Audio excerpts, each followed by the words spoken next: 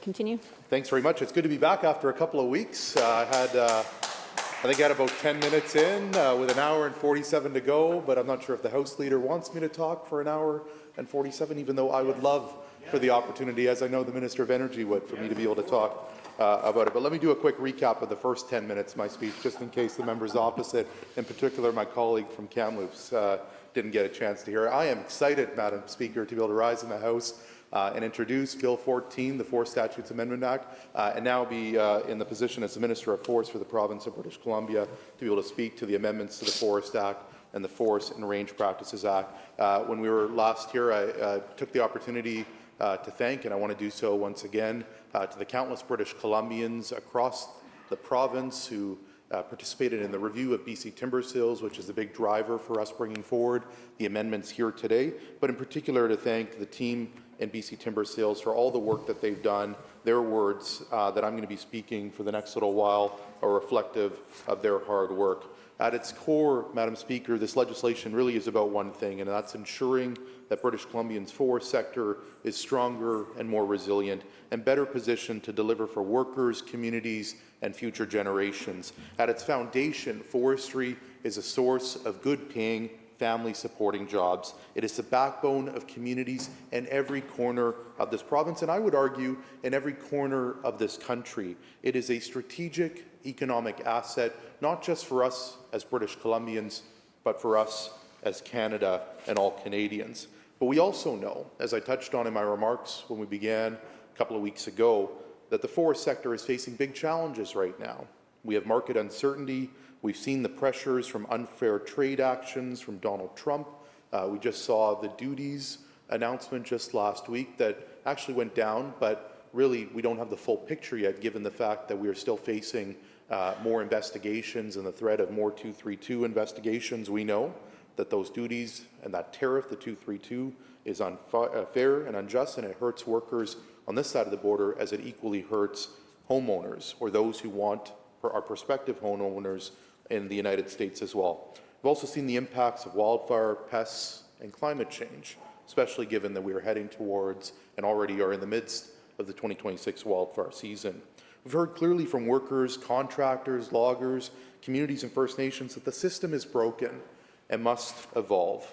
After all, forestry is about people and place. And when I think about the people of British Columbia that work in forestry, I think of a guy like Bill at the West Fraser facility in the interior in Chetwynd, who has worked his entire life at that facility, 48 years, with many more to come because of his excitement of his job and the ability to serve. I think of another individual at the Gorman facility in West Kelowna who had a similar story, working well over 40 years, nearly 50 years at that same facility. I think of a young forestry worker in Campbell River who is just in the midst of completing their studies at UBC, who asked me very clearly as a new minister, do I have a future in forestry in Campbell River? I think of a young worker from Crofton that just lost his job, who happened to live in my community of Langford, who was wondering what's next for him.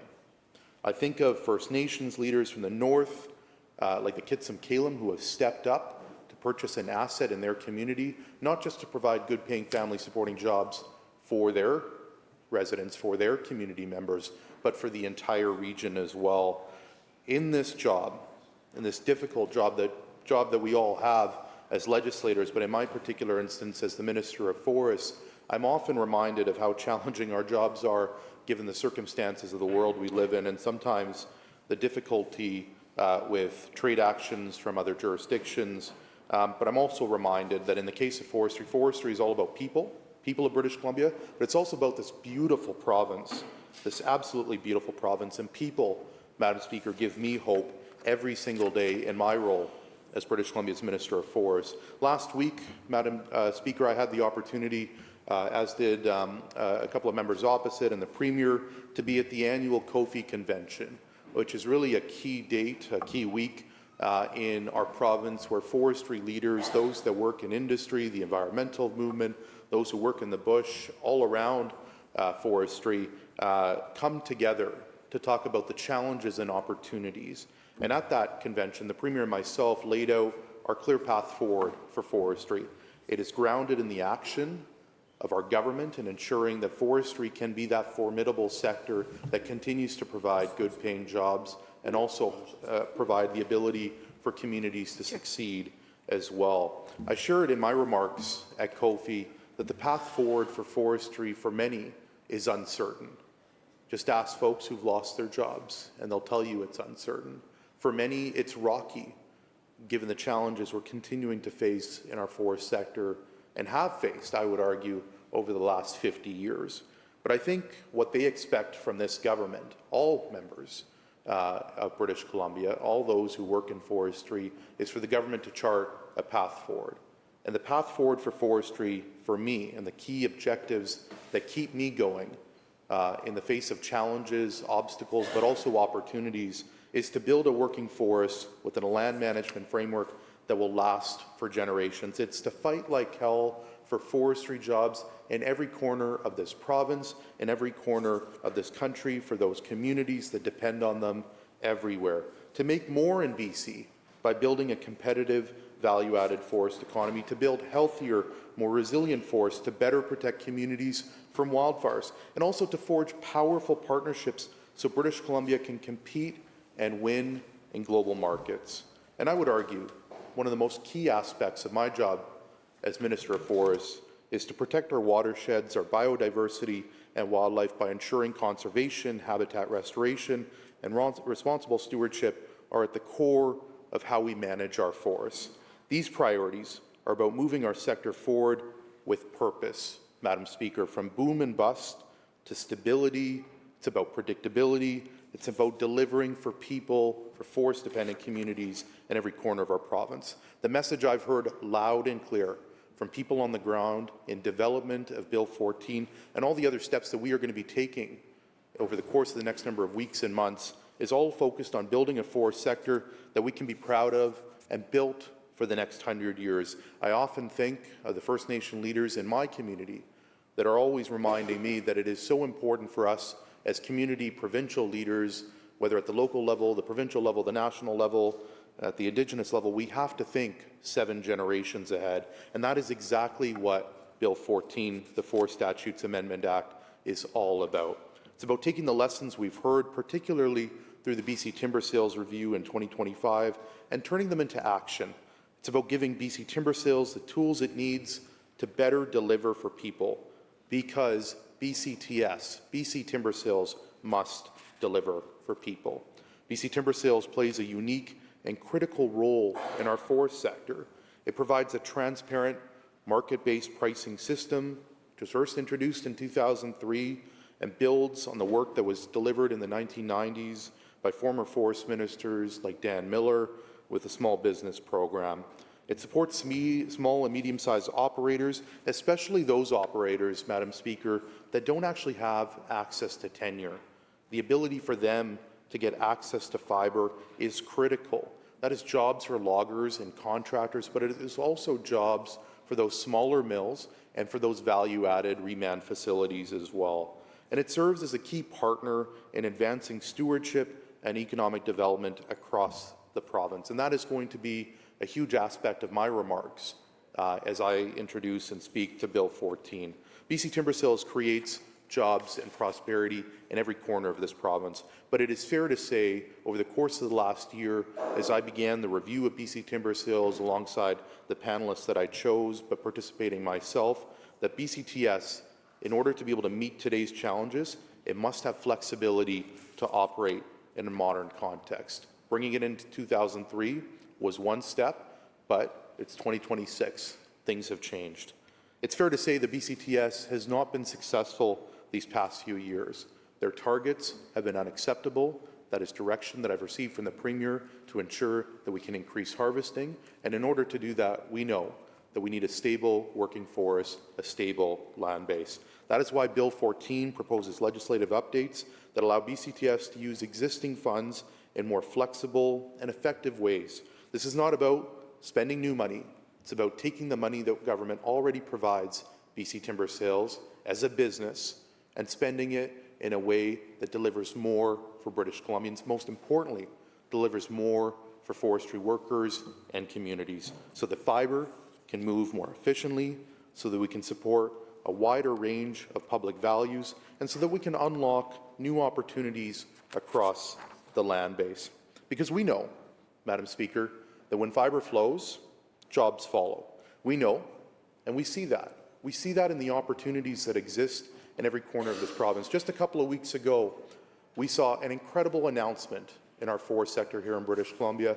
Spearhead, a company based in Nelson, British Columbia, a family-owned, operated company, just announced a $60 million investment in a brand new glulam facility. A $60 million investment at a time when one would argue it is the most difficult period for the forest sector in British Columbia's history. But it's not just that investment. We see nations investing in purchasing tenure. We see more assets being purchased. We see over the course of the last number of years, in particular the last quarter of our budget, people participating in our forest sector in purchasing equipment because of our wildfire risk equipment trust fund. We heard from Canfor, one of the largest companies, not only in British Columbia and Canada. They have invested $900 million in British Columbia's forest sector since 2019. $900 million. It is important to recognize that while we face big challenges in forestry, whether it's communities like 100 Mile or Crofton most recently, or Vanderhoof and Fraser Lake in the past number of years, there are investments being made in our forest sector. And what British Columbians expect from this government through the work that we are doing with Bill 14 and the steps that we'll be taking over the course of the next number of months and years is for us to chart the path forward. Bill 14 is all focused on managing our forests well, because we have an obligation as legislators, an obligation as government to leave something better for the next generation. And again, that speaks to the work that we are doing to ensure that we are thinking 7 generations ahead. Bill 14 introduces new tools that will allow BC timber sales to do more. I'd like to say that it unshackles BC timber sales. After all, I'm responsible for a piece of legislation in the case of the Forest Act, which was first introduced in 1912, and certainly has seen amendments to that legislation, but I think it's fair to say that tinkering with an act from 1912 is not wholesale change, and our forest sector looks entirely different, Madam Speaker, than it did in 1912. We need new tools that provide flexibility in how fibre is accessed and moved, and these tools need to support longer-term management and tools that enable powerful partnerships with First Nations, with communities and industry. We need to ensure that every British Columbian benefits from our forest sector. I see young people up in the gallery that probably don't know much about forestry, but are going to get a chance to get a bit of a crash course in forestry from my remarks, and I hope I don't bore them. But they know, through the discussions that they have in school, how important education is, how important their teachers are, how important their parents and their families and their communities are. Forestry as a foundational sector in our province helps pay for the services, helps pay for the infrastructure that we as British Columbians count on. Welcome, kids, to the legislature. I hope you have an incredible experience here, and I hope my speech on Bill 14 is the highlight of your time here. For the benefit... Got to start them young, right? For the benefit of all members, I'm going to spend the next little while walking you through some of the key aspects of this legislation, Bill 14. Bill 14 creates more opportunities to access fibre. First, in the case of contract logging, the amendments brought forward through this piece of legislation will ensure that we are able to enable BC Timber Sales to directly contract harvesting operations. That means we can take a more proactive approach and a proactive action, I would argue, Madam Speaker, on the land base. We have to remember that as a government, we are responsible for a land mass, over 95 million hectares, that is larger than the size of most countries in Europe.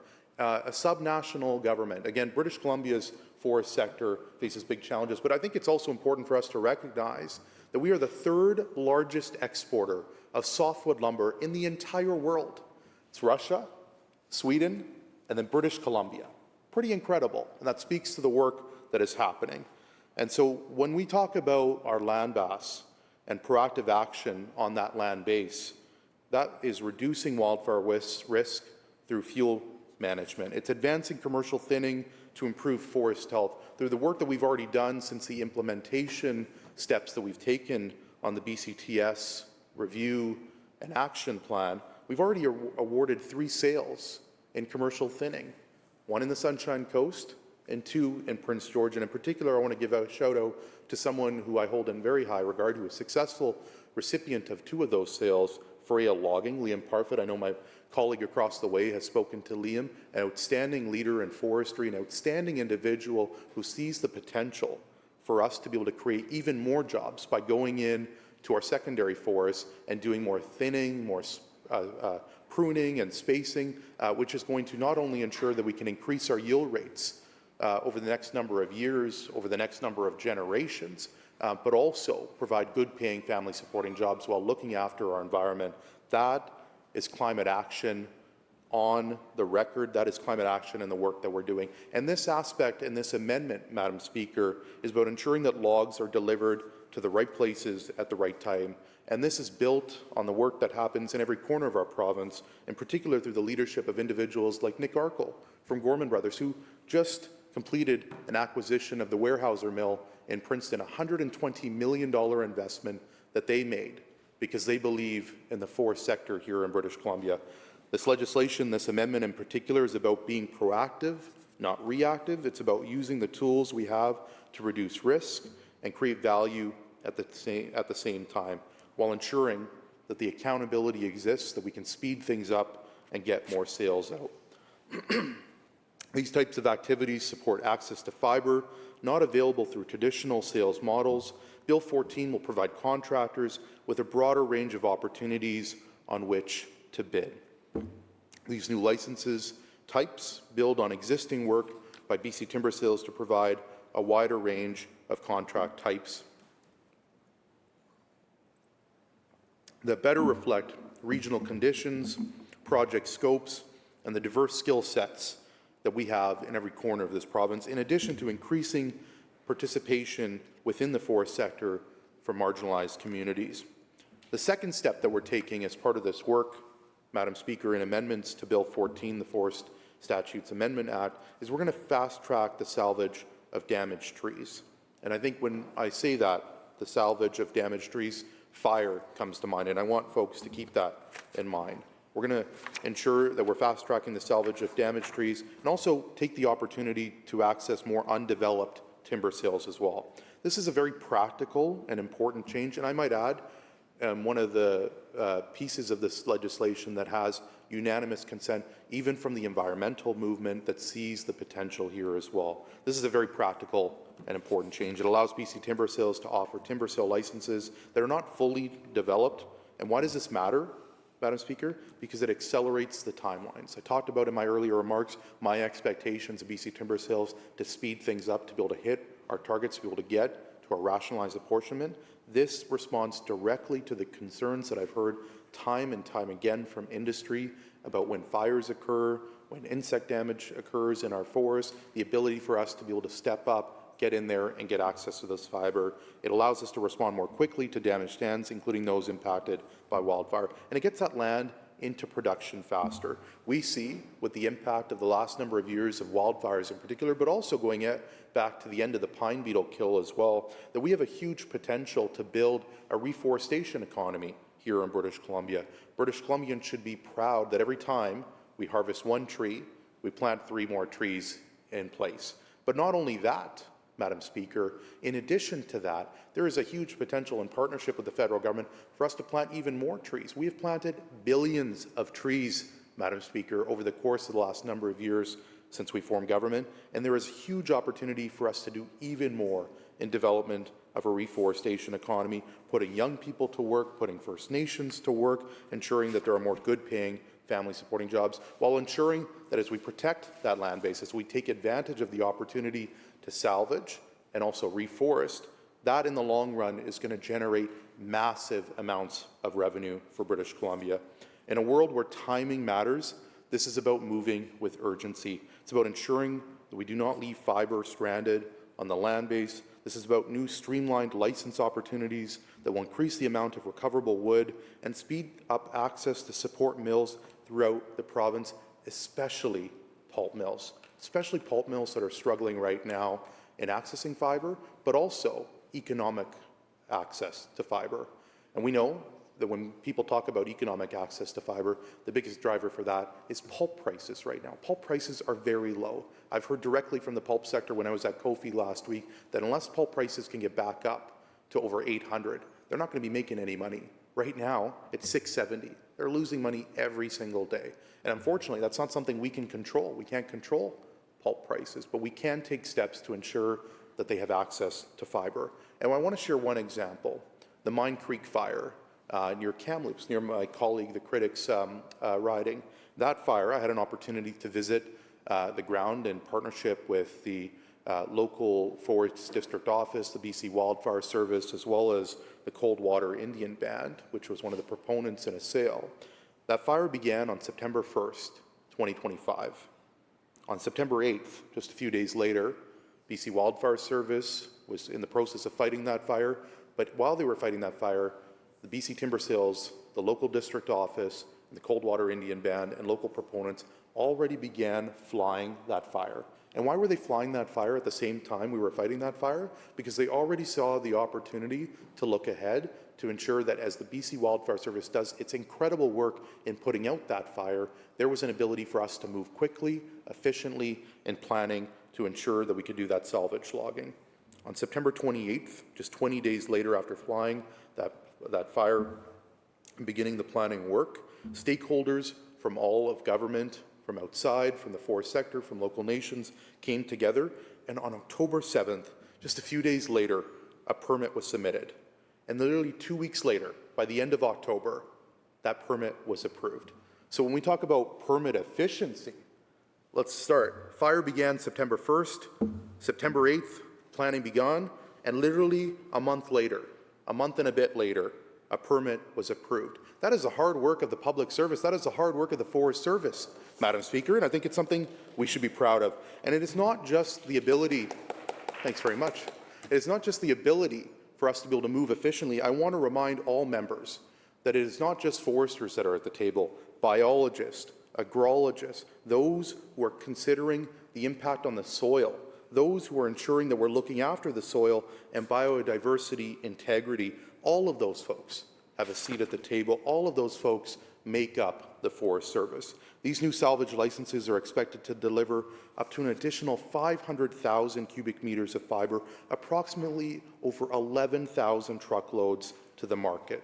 That is a big deal, and it's one of the reasons why I'm so happy to introduce and support Bill 14.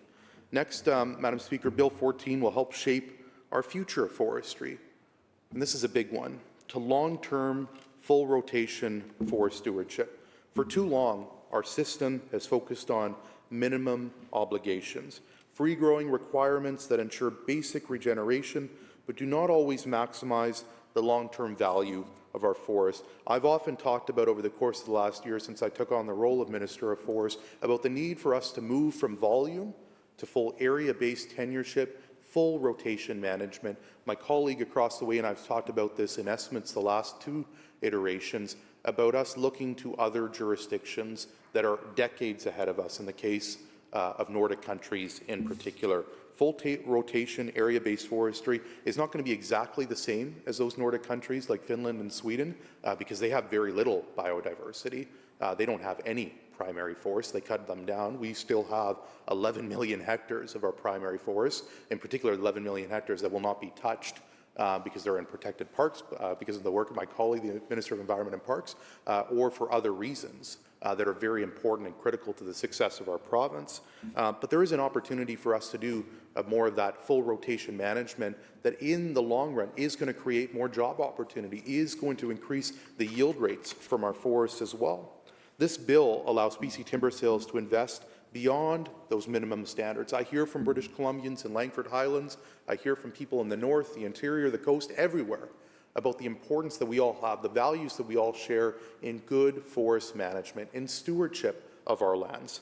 They support, and I think it's unanimous in this House, I hope, but also unanimous in British Columbia, that we need to do more spacing, we need to support pruning, and we need to support full rotation management. It is a duty that we have, Madam Speaker, to ensure that we have more healthier forests, that we get higher value from our fiber, and we better align with modern expectations around stewardship and sustainability. This is about protecting our watersheds.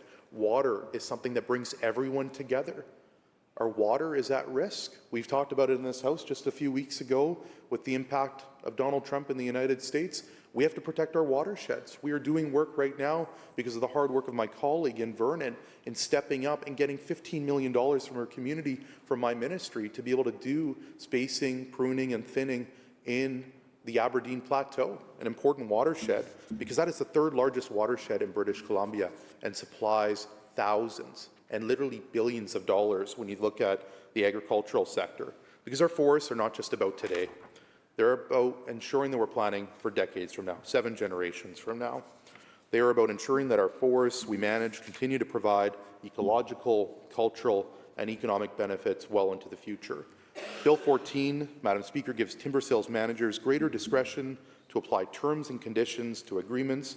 This may sound technical, but I'm looking forward to the questions from the member opposite when we get to the committee stage. This is really technical, but it's also very important. It means more flexibility, it means more innovation, and it means clearer expectations and stronger compliance as well. After all, we're creating a system that can adapt to different regions, to different forest types, and different objectives. Because we know, representing 93 ridings in this House, representing a massive province that looks different in the coast than it does in the interior, than it does in the north, that a one-size-fits-all approach does not serve us well, and most importantly, does not serve British Columbia well.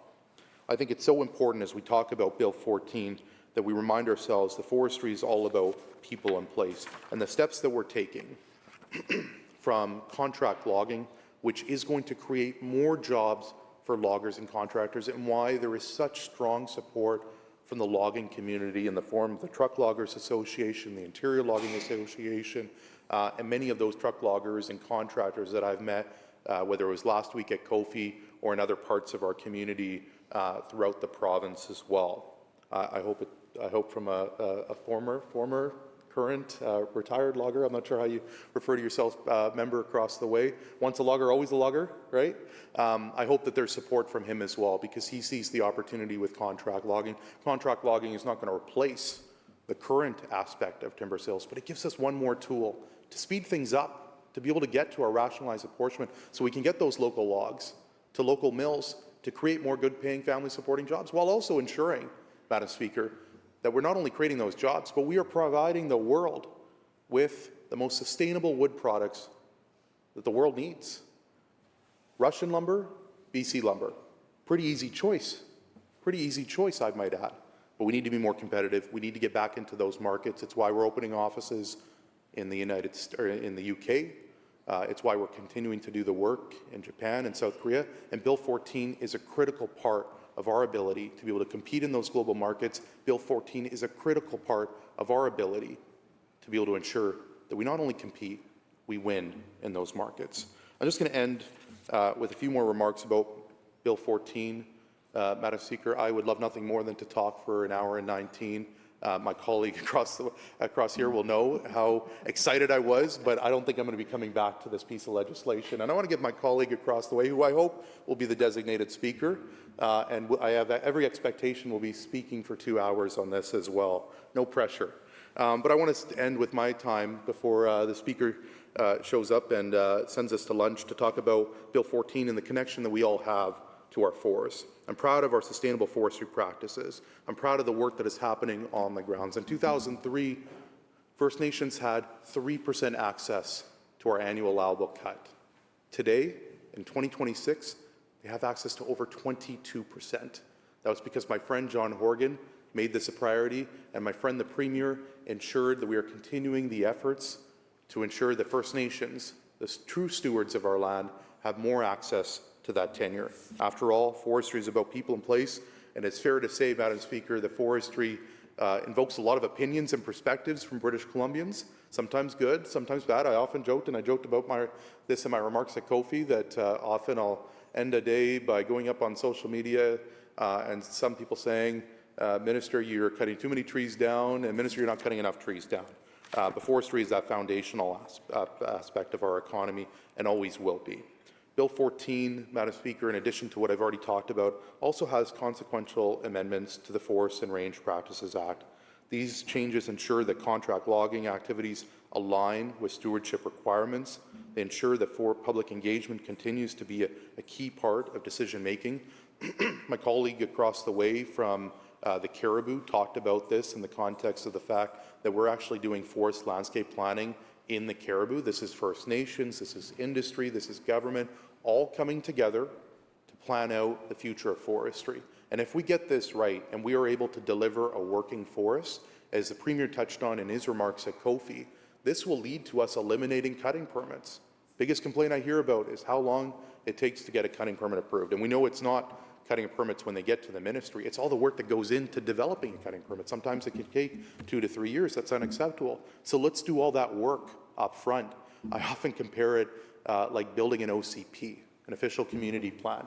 You build out that long-term plan, that vision for your community, and it's no different in this case. You build out the vision for harvesting, where you're going to put your roads in, where you're going to develop your cut blocks. You do that work up front with everyone at the table, including First Nations, because First Nations were not at the table. But they're at the table, and they're leading the work at the table. So First Nations, local governments, industry, loggers, contractors, environmental organizations, everyone at the table, and ensuring that when we're talking about forestry, we're talking about it in the long-term sense. The consequential amendments to the Forest and Range Practices Act ensure that all of our contract logging opportunities and activities align with stewardship requirements. They ensure that public engagement continues to be a key part of decision-making. And they ensure that as we modernize how we operate, we do not lose sight of our responsibilities, because flexibility must always go hand in hand with accountability. Taken together, all of the changes that I've spoken of this morning in Bill 14 position BC timber sales to be a stronger and more effective partner on the land base, a partner that can deliver on multiple objectives, a partner that can support workers and communities, and a partner that can help us meet the challenges of today while preparing British Columbia and our forest sector for the future. This flexibility allows BC Timber Sales to fully realize and sell the volume it is responsible for. And most importantly, it enables BCTS to leverage partnership volumes through the auction system. That supports market pricing, it supports transparency, and it supports fairness across the sector. The United States, in particular the U.S. Lumber Coalition, can make all the noise they want about how we are subsidizing our sector. Not factually true. Our market pricing system is the best in the world, and I think we all agree to that. And in fact, NAFTA panels again and again and again and again and again, and I can keep going on because we keep winning those NAFTA panels because the U.S. Commerce Secretary isn't following U.S. law. It was just a couple of weeks ago we had 2 rulings, and we won both of them, and we're going to keep winning them because we have a system, an auction system, that delivers for British Columbians. And when we can get more logs through that auction system, we're going to create more good-paying family-supporting jobs. We're going to get more local logs to local mills, and we're going to get that product into the hands of people who are building the infrastructure, building the homes, not just here in British Columbia, not just throughout Canada, but around the world. This bill was not brought forward in isolation. It is grounded in the recommendations of the 2025 BC Timber Sales Review. I want to thank, once again, the incredible leadership shown by my friends Lenny Joe, CEO of the First Nations Forestry Council, Vanderhoof Councillor Brian Frankel, and a former minister who sat on this side of the House when he was a BC Liberal, George Abbott, who was just recently appointed the chair of the Treaty Commission. A review that engaged thousands of British Columbians, engaged stakeholders across the province, and a review that produced 54 recommendations, and a review that made it clear that change was needed. This was not the change in the form of tinkering around the edges, transformative change.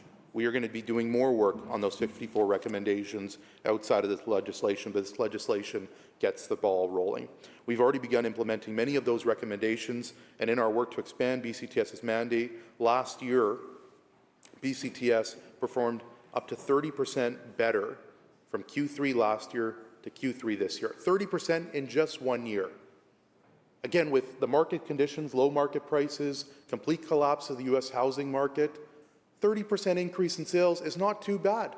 I would say, and that is because of the hard work of the forest sector and because of the hard work of BCTS, the Forest Service staff, in every corner of this province. This legislation, Bill 14, Madam Speaker, represents a key step forward in our work. These legislative amendments altogether are expected to increase BC's fibre supply by as much as 17,700 truckloads or 800,000 cubic meters, directly supporting faster fibre delivery, stronger local economies, and more responsive forest stewardship. It reflects what we heard from contractors who want more opportunities, from value-added manufacturers who want access to those logs. One of the first steps we took in launching that review of BC timber sales was we increased Category 4 from 10% to 20%. I remember my team saying, Minister, don't have too high expectations. It's probably going to take a few years for us to get from that 10 to 20%.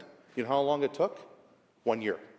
10% to 20%. We set that goal, said, oh, it'll take a few years for us to get it. In 1 year, we reached that target because we have a strong, vibrant reman and value-added manufacturing system here, and we're going to continue to push for more because we're going to make more in BC. After all, when we formed government in 2016, 6 million logs left our coast for other jurisdictions. And because of the work of our Premier, because of the work of my predecessor, John Horgan, we have seen an 80% reduction, Madam Speaker, in raw log exports. An 80% reduction, something that we all, as New Democrats, should be very proud of. We hit that 20% targets because, after all, in the case of forestry, I hear it every day, communities want stability. And from First Nations, who are seeking a greater participation, we are delivering 3% access to the AAC in 2003, 22% in 2026. This is about building a forestry sector that works, a sector that provides predictability, a sector that supports innovation, and a sector that delivers good-paying, family-supporting jobs. It's about making sure the right log gets to the right mill in British Columbia. It's about building more here at home, and it's about ensuring that our forests continue to be a source of pride and prosperity. Because at the end of the day, as I began my remarks, this is about people. Forestry is about people in place. It's about the workers who show up every day. It's about the families who rely on the sector. And it's about the communities that are built around it. We owe it to them. We owe it to every British Columbian to ensure that in these troubling times that we're dealing with all the war and conflict, that this formidable sector, this sector that built British Columbia, we are surrounded by wood. We're surrounded by BC wood, Madam Speaker. We have to get this right. We have to get this right. Bill 14, the Forest Statutes Amendment Act, is practical. It is one action, one item of steps that we're taking to get it right. It is thoughtful, it is forward-looking, it is recognizing that the world is changing, and it ensures that our forest sector can change with it. Stronger, more flexible, and better equipped to deliver for people. On this side of the House, we're committed to building a strong, sustainable forest sector for the next 100 years. Our path forward for forestry means that a BC timber sales organization that moves just as fast, faster fibre, creates more opportunities for workers and contractors, and ensures local logs go to local mills. These changes matter. They matter to the workers grinding it out every single day in the bush. They matter to the workers on the mill line who will see a steady stream of timber. It matters to the truckers that are moving our product to jurisdictions around the world, and it matters to local companies and communities will be able to access the fibre they need. I ask, Madam Speaker, for all members of this House to take the work in through debate on second reading and through committee to support Bill 14. This is a practical piece of legislation. It is a legislation that has strong support from the forest sector, strong support from members of the environmental community, and I would ask all members of this House to join me in supporting Bill 14, the Forest Statutes Amendment Act. Thanks very much, Madam Speaker.